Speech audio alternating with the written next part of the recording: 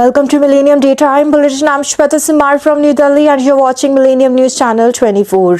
Today I'm bringing you the latest updates from around the world. Let's begin with today's top headlines.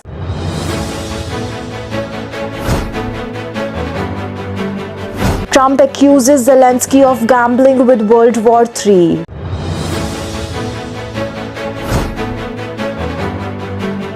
Greeks hold mass protest demanding justice after train tragedy.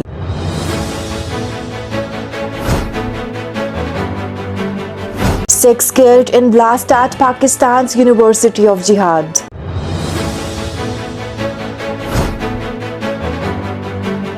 China promises countermeasures after Trump threatens additional 10% tariff.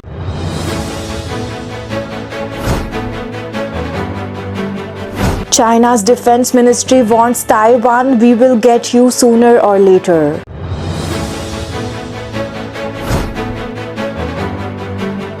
Pope Francis on breathing machine after suffering sudden respiratory episode. Badrinath avalanche, 33 workers rescued so far, 24 still trapped in India.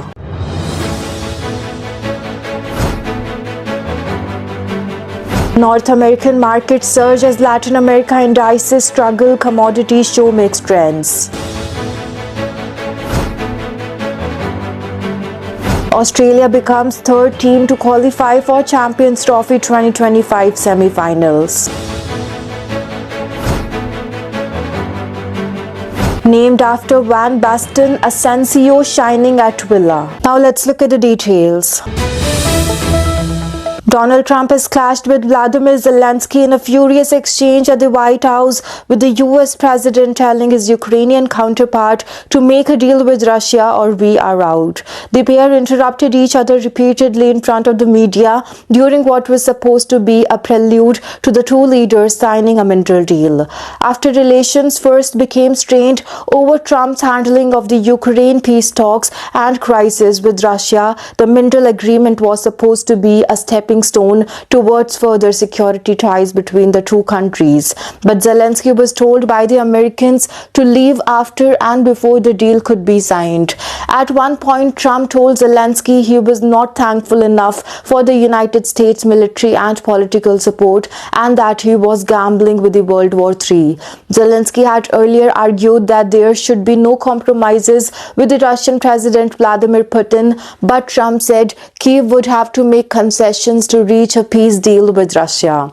Russia launched a full-scale invasion of Ukraine in February 2022 and currently controls around 20% of Ukrainian territory. The meeting to discuss the US-Ukraine deal, which involved access to Ukrainian oil, gas and rare material, came from the new US president, appeared to blame Zelensky for the war and chided him for not starting peace talks with Russia earlier. His tone had softened in recent days, with Trump saying he had a lot of respect for the Ukrainian leader, but Friday's conversation soared after the US Vice President J.D. Vance, who was also seating alongside other politicians in the room, told Zelensky that the war had to be ended through diplomacy. Zelensky responded by asking what kind of diplomacy, referring a previous ceasefire deal in 2019 agreed 3 years before Russia's full-scale invasion, when Moscow was supporting and arming separatist fighters in the Ukraine's east. The vice president then accused Zelensky of being disrespectful and litigating the situation in front of the media. From there, the discussion escalated quickly as Trump and Vance accused Ukraine's president of being ungrateful for the 3 years of United States support during the war with Russia, with Trump saying Zelensky was in no position to tell the United States how it should feel. Not long after the meeting and well ahead of the pre-planned schedule, Zelensky was seen leaving the White House in his official vehicle. I have determined that President Zelensky is not ready for peace if America is not involved. Also, because he feels our involvement gives him a big advantage in negotiations, the Republican president continued. I don't want to give advantage, I want peace. Zelensky also posted on social media thanking the president and the United States 4 times. Zelensky said the public spat was not good, but the relationship between him and Trump could be salvaged. Also, because the relations are more than just two presidents, he said, adding that it was also about strong relationship between the two people. Reaction to the White House meeting among the US politicians appeared to fall along partisan lines, with the Republicans praising Trump and Democrats criticizing him. Greeks have had their largest protest in years and took part in a general strike to mark the second anniversary of a rail disaster that left 57 dead and dozens more injured. In the center of Athens alone, the crowd was put at hundreds of thousands, and big numbers were seen in Thessaloniki, Larissa and Ioannina, as well as many major cities. For those of us who had children on the train, a part of our soul remained there and will never return, said Maria, the head of the Tempe Victim Association, whose daughter Marithi was among those killed in the tragedy. An inquiry concluded on Thursday that the accident was caused by human error, poor maintenance, and inadequate staffing. By early afternoon, a group of hooded men began to throw rocks and petrol bombs in police, marring the emotional atmosphere close to the parliament. Police in riot gear responded with tear gas and water cannon as clashes went on for some time around the center of the capital in Armau, Ammonia and Propelia. Also, dozens of people were arrested and trouble flared up again after the weakening as the evening also fell. The violence cast a shadow over the enormous scale of protest in virtually every city in Greece. I am here in memory of the people who are killed in the train crash. We demand justice, said 13-year-old Dimitris, who had come with his father Petros to the largest rally in Greece in Syntagma Square in the downtown Athens. It was during the night of 28 February 2023 that a passenger train packed with the students collided head-on with a goods train near the Tempe Gorge in the central Greece. The report by Greece Air and Rail Accident Investigation Authority warned that the safety failings exposed by the crash has not yet been addressed. Those children were killed because the train was not safe, said the authorities' chief Christos. Also, the Tempe rail disaster shocked Greeks, with many accusing their conservative government of doing too little to shed light on the causes of the tragedy. There is widely held belief that the government has sought to cover up the role of the high-ranking official. The entire city of Athens was crowded with people of all ages and all walks of life, with many saying they were attending a demonstration for the first time in their lives. Dimitris and his father were among many protesters in Athens wearing t-shirts that read, "I have no oxygen, justice to the end," referring to the 57 people who died. Rallies were being organized in 346 cities across Greece, in Thessaloniki, Ioannina, Patras and Larissa, as well as in some major cities across Europe, including Brussels, Rome and several cities in the United Kingdom. At least 6 people have been killed in a suicide attack at Islamic seminary in the northern Pakistan that has been described as the University of Jihad. The blast happened in the mosque within the Darul Uloom Haqqaniya in the Khyber Pakhtunkhwa province, about 55 kilometers, that is 34 miles, from the northern city of Peshawar. Maulana Hamidul Haq, a prominent cleric and influential head of the school, is among the dead.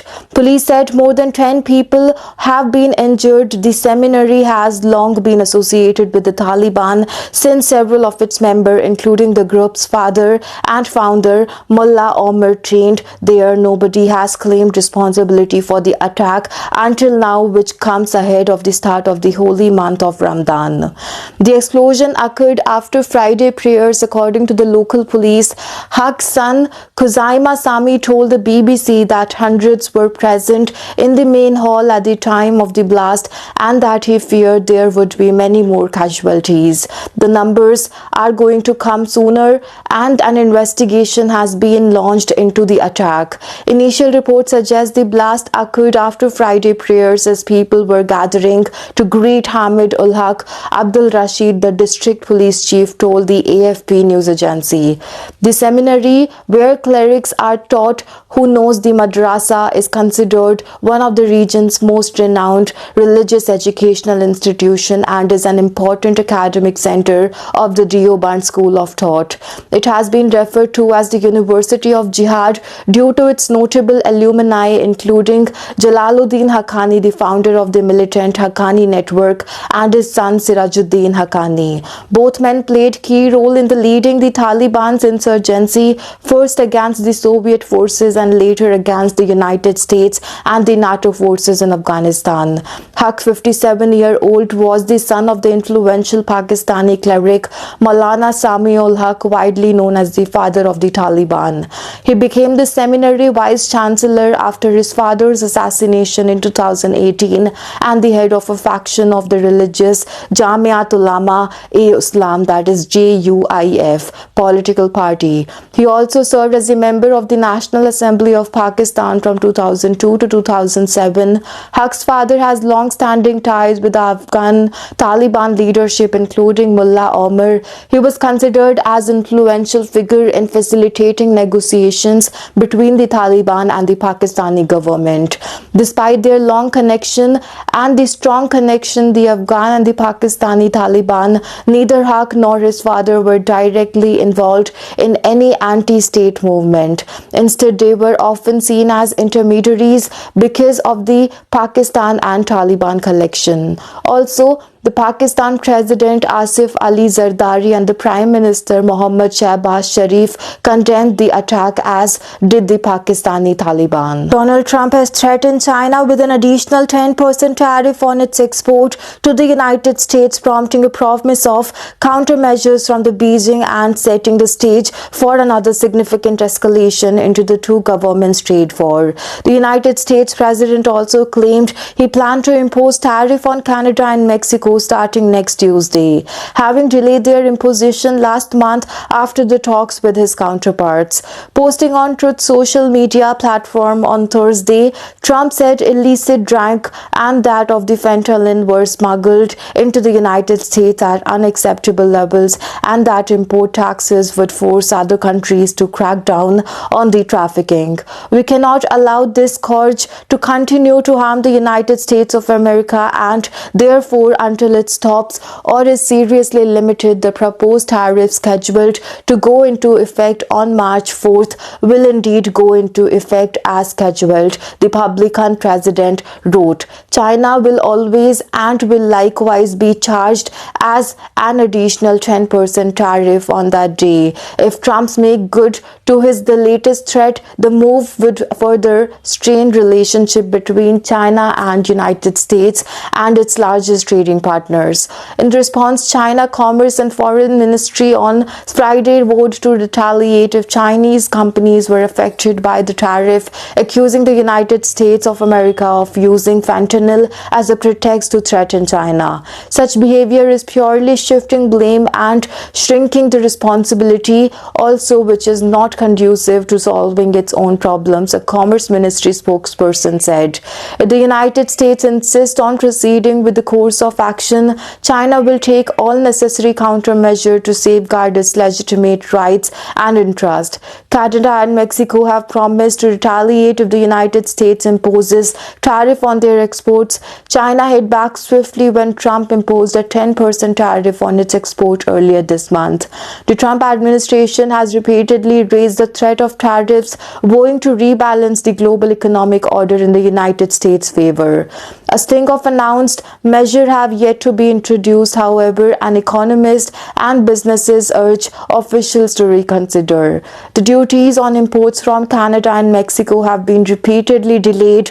Modified levies on the steel and aluminium will not be enforced until next month, and a wave of reciprocal tariff trailed earlier this month will not kick in before April. This week, the United States President voted to slap 25% tariff on the European Union, claiming claiming the bloc was formed to screw the United States, although details remain sparse. Duties will be applied generally, Trump said, on cars and all other things. China's defense ministry spokesperson has warned Taiwan, "We will come and get you sooner or later," after Taipei announced an expansion of military exercises. The threat was delivered in a press conference on Thursday but grabbed attention inside China for its apparent mirroring of a line from the record-breaking children movie that is of the Ne Zha 2. Also, Wu Qian, who was asked by journalists in Beijing about reports that Taiwan's annual live fire drill, the Hang Kuang exercises, would expand in scope this year. The drills are a big part of the Taiwan's defensive preparation to the deterring of the one-day resistance of an attack by the China, which was vowed to annex the territory. In a serious miscalculation of the situation, the public opinion and the comparison of strength, said Wu, overreaching itself in such a way is extremely dangerous. We want the DPP, that is the Democratic Progressive Party authorities, that holding back the tide with a broom will only end up in self-destruction. We will come and get you sooner or later. On Chinese social media platform, the remarks quickly drew parallels with the blockbuster children's movie Ne Zha 2, an animation about a young boy battling demons based on Chinese mythology, including a scene where he admonishes a groundhog, saying, "I will come back to you and get you."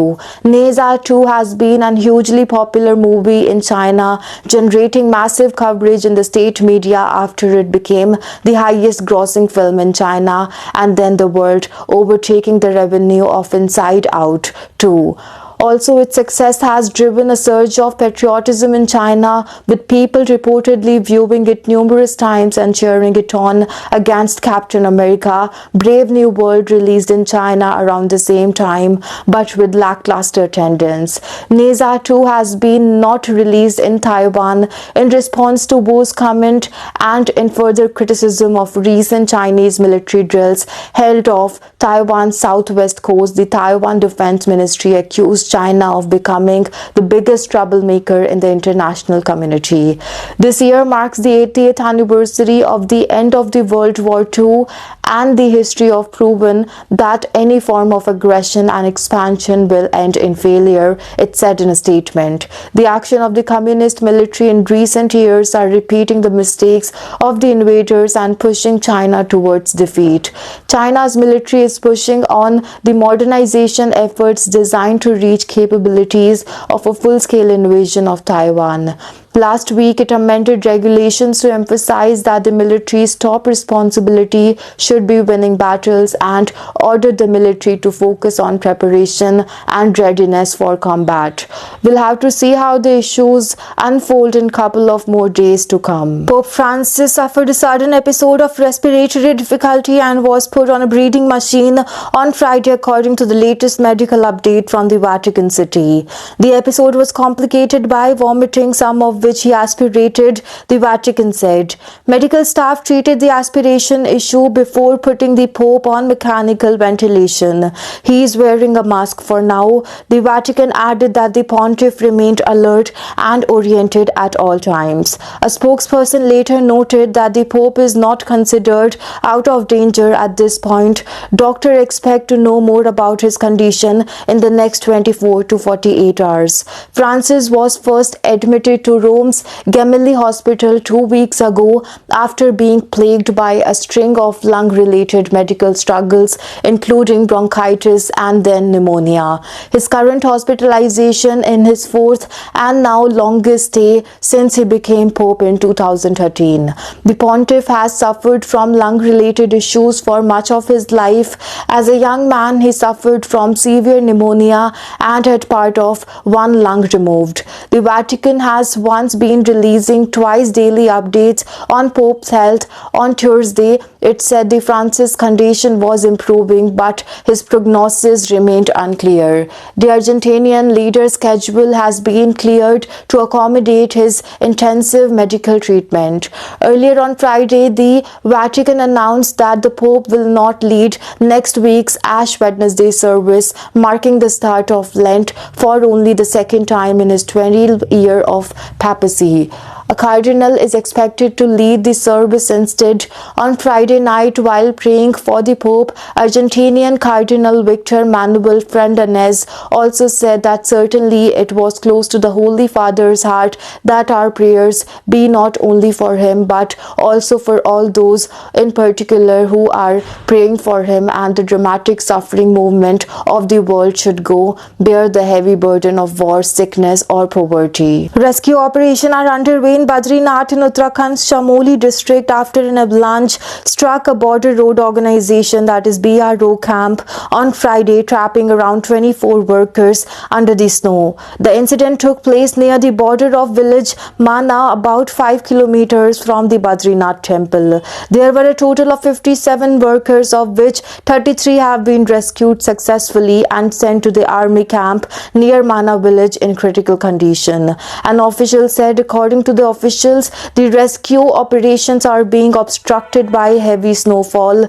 Nearly 50 personnel from the BRO, that is Border Road Organization, equipment, Indian Army and other state agencies are currently on task. Responding to the current situation, Uttarakhand's Disaster Management Secretary Vinod Suman said the situation there is difficult as there is continuous snowfall in the area. A team of 65 people is engaged in the rescue mission. Operation is underway to rescue those trapped.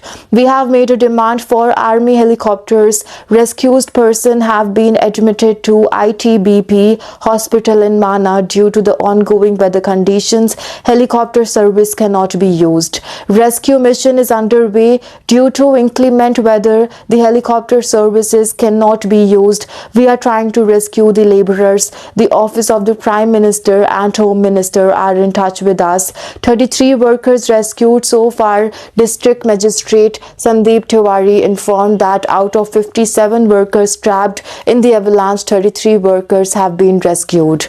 Chief Minister Dhami reacts. Chief Minister Pushkar Singh Dhami said that the rescue operation are being carried out by the teams of Border Road Organization and ITBP and other agencies. Dhami assured that everyone that will be rescued as soon as possible. He also informed that the Prime Minister's office and the Home Minister's office are in constant touch with him. Sad news have been received about several workers being trapped due to an avalanche during a construction project operated by Border Road Organization near Bana village in the Chamoli district. Rescue and relief operations are being carried out by the ITBP, BRO and other rescue teams.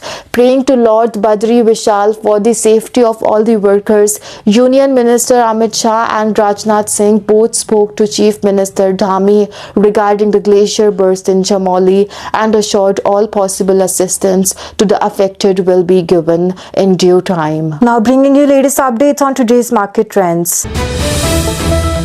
The stock market is experiencing strong gains in the major United States indices, while the Latin America markets are facing decline. Also, the Dow Jones Industrial Average has surged 601.41 points, that is 1.39%. The S&P 500 is up 92.93 points, that is 1.59%.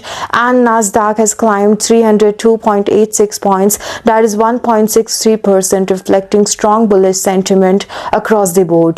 The Russell 2000 has also gained 1.9%, indicating strength in the small cap stocks. Meanwhile, the VIX, which measures the market volatility, has dropped 7.10%, suggesting reduced investor fear and uncertainty. In Canada, the S&P TSX Composite and S&P TSX 60 have been posted gains of over 1%, signaling confidence in the market. However, the Latin America markets are struggling, with Brazil's Bovespa plummeting 1,999 points, with the Childs S&P IPSA down at 0.82% and Mexico's S&P BMV losing 0.54. The divergence highlights investor optimism in the North America, while the economic concern or external pressures may be weighing on the South American markets. The overall market trend suggests that North American investors are optimistic, likely due to strong corporate earnings, positive economic data, and expectations of stable interest rates. Meanwhile, Latin America markets may be struggling due to regional economic challenges, political uncertainty, or weaker commodity exports. Moving forward, global markets will be closely watching key economic indicators, central bank policy, and geopolitical development to determine next direction of stock. Commodity markets are experiencing mixed movement, with energy and precious metals showing strength, while the natural gas and agricultural products face slight declines. WTI crude oil has inched up 0.27% to $69.95, while Brent crude oil is slightly higher at $73.20, up 0.03%, indicating stability in the global oil markets. The modest gain suggests that the oil prices remain range-bound, with traders weighing demand recovery against concern over supply fluctuation. On the other hand, natural gas has declined 0.42% to reach $3.82, reflecting potential weakness in demand, possibly due to milder weather conditions, reducing heating needs, or an increase in the global storage levels. Also, in the metals market, gold is seeing an upstrong and uptick, rising 0.66% to $2,867.30, signaling increased investors' interest in safe haven assets. The rally in gold could be driven by economic uncertainty, inflationary pressures, or expectation of central bank policy adjustments. Similarly, silver has also climbed and 0.65% to $31.70, benefiting from both its role as a precious metal and its industrial demand. With continued geopolitical and economic uncertainty, both gold and silver are attracting investors looking for stability. In the agricultural sector, soya beans have edged down 0.07% to $10.25, suggesting minor weakness in crop prices. Factors such as weather conditions, export demand, and supply chain dynamics could be influencing the slight decline. Despite the crop, soya bean remained within the 52-week range of $9.45 to $12.58, indicating overall price stability in the long run. We'll be right back after a short break. I'm Shweta Simar from Delhi. Keep watching Millennium Daytime Bulletin.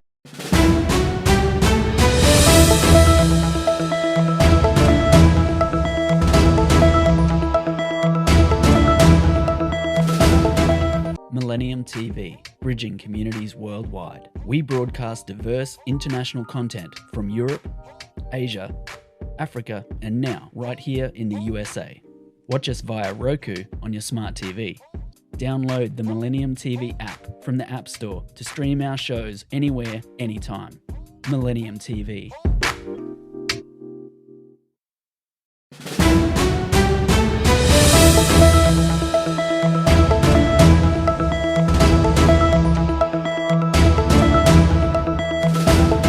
Welcome back after the break. I'm Shweta Simar from New Delhi. You are watching Millennium Daytime Bulletin. Now let's look at some sports highlights.